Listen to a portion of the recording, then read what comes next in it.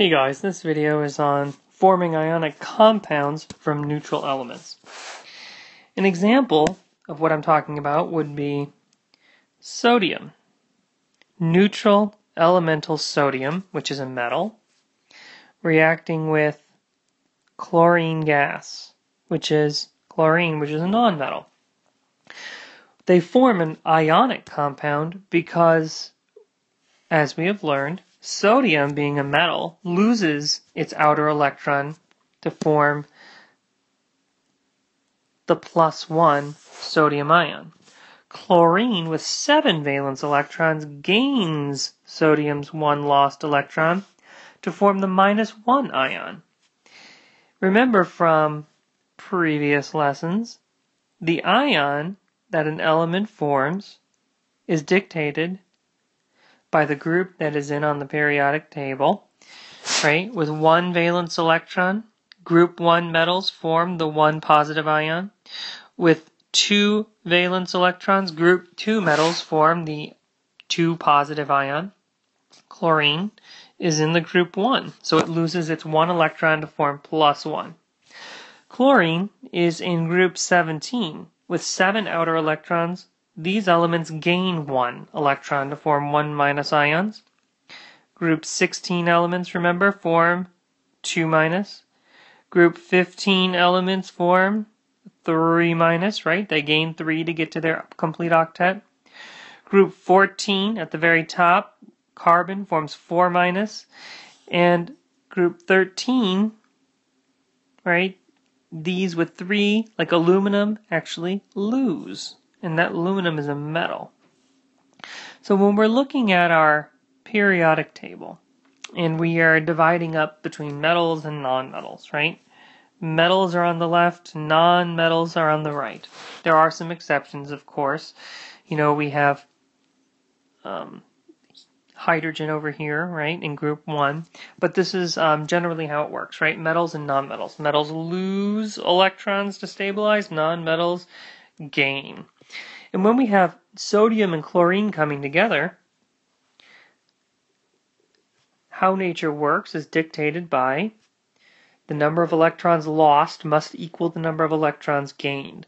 If sodium has 1 electron, outer electron to lose, and chlorine has 1 vacancy to get to 8, that is why NaCl is the 1-to-1 compound that forms.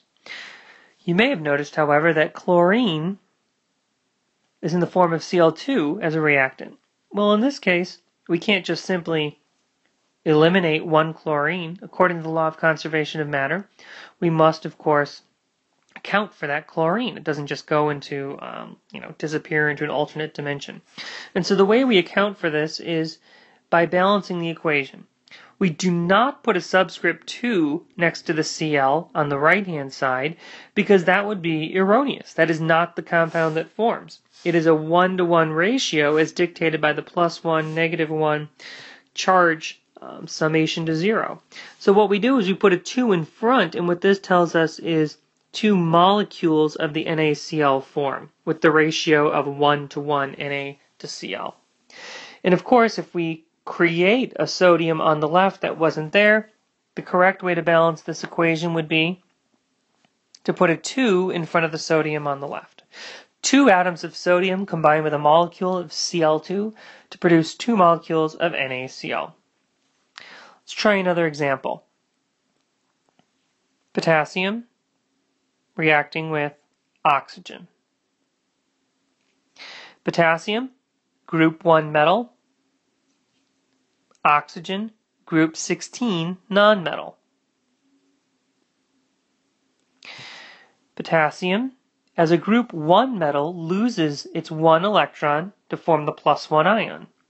Oxygen, as a group 16 nonmetal, gains 2 electrons. What you should immediately notice is that oxygen gained 2 electrons, yet potassium only has 1 to lose. The way you solve this scenario is by acknowledging that, in fact, 2 potassiums must have reacted for every 1 molecule of O2. If 2 potassiums react, that is how you get the ratio of electrons lost equal the balance with the electrons gained. 2 times plus 1 now balances with negative 2. However, we do not show these charges. If you add the charges to help you create the correct ratio of K2O, you really should eliminate them. One other thing I've noticed now is that with 2 oxygens here and only 1 on the right-hand side, our reaction is imbalanced. We must form 2 molecules of K2O. And when we do that, I have to readjust what I had done on the left. Now with 2 times 2 potassiums, we have to adjust with 4. Why does this stick together? Why is it an ionic compound? What is an ionic bond? Well, the ionic bond is formed out of the mutual attraction of positives and negatives. These two, K and O2, as neutral elements, at this point, have no inherent attraction to each other because they're both neutral. However, once the electron jumps from the potassium to the oxygen, you now have a positively charged potassium ion right next in space to the negatively charged oxygen ion. They stick together, forming an ionic bond.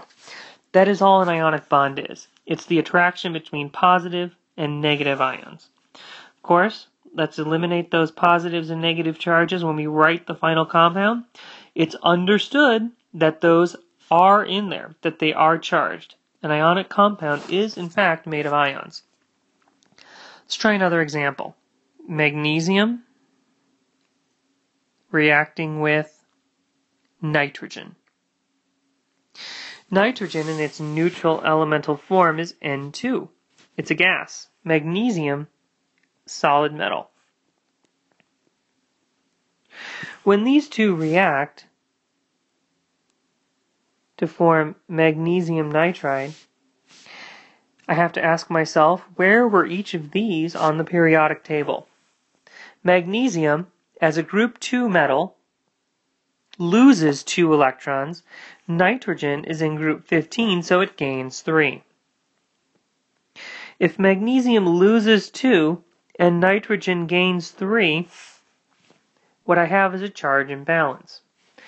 What this means is that magnesium, losing 2 electrons, cannot completely account for the fact that nitrogen has gained 3. It doesn't jive. So therefore, how do I make the number of electrons lost equal to the number of electrons gained? Because 2 can't be turned into a 3, I have to find the least common multiple of 6. Therefore, 3 magnesiums and 2 nitrogens is the correct ratio. 3 magnesiums, 3 times plus 2 means that 6 electrons were lost, 2 from each magnesium. If I have 2 nitrogens, that means 6 electrons were gained, 2 times negative 3. This is the result of 3 atoms of magnesium reacting with 1 molecule of N2. Again, eliminate the charges in our final product. One more example. Let's take solid lithium. Let's react it with phosphorus. Phosphorus, which is most common in the form of P4. Actually, that's not a gas. Phosphorus is solid.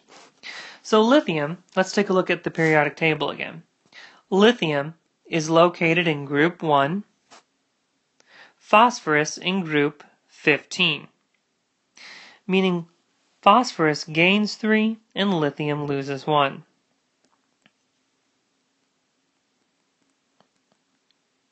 If lithium loses 1 and phosphorus gains 3, we have a scenario where there is a charge imbalance. The only way for a phosphorus atom to gain 3 electrons, if lithium is only willing to give up 1, is to use, of course, 3 lithiums. When we look at the number of phosphoruses that we started with, 4 is on the left-hand side. On the right, just 1 at the moment. Because Li3P is the correct ratio, this is the ratio of lithium and phosphorus we find in nature, we do not add any more subscripts. At this point, if we need to balance the equation, we use a number in front. 4 times 3 is 12 lithiums. So what must happen is 12 lithium atoms combine with 1 molecule of P4 to give us 4 separate molecules of Li3P. How do you name these compounds? Well,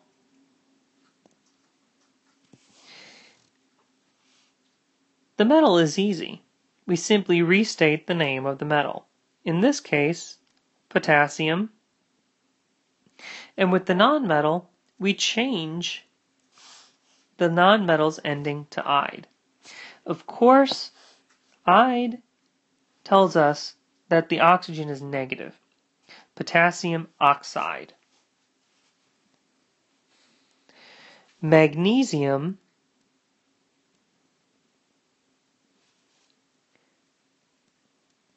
nitride.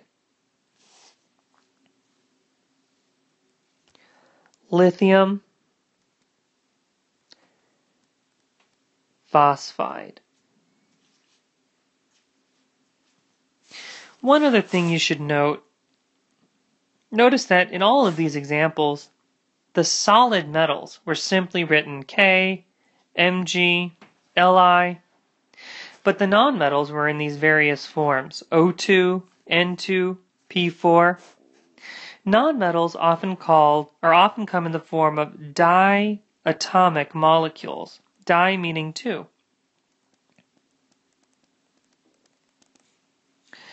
Hydrogen is in this form, oxygen is in this form, nitrogen is in this form, chlorine, fluorine, whoops, not Fl, F is in this form,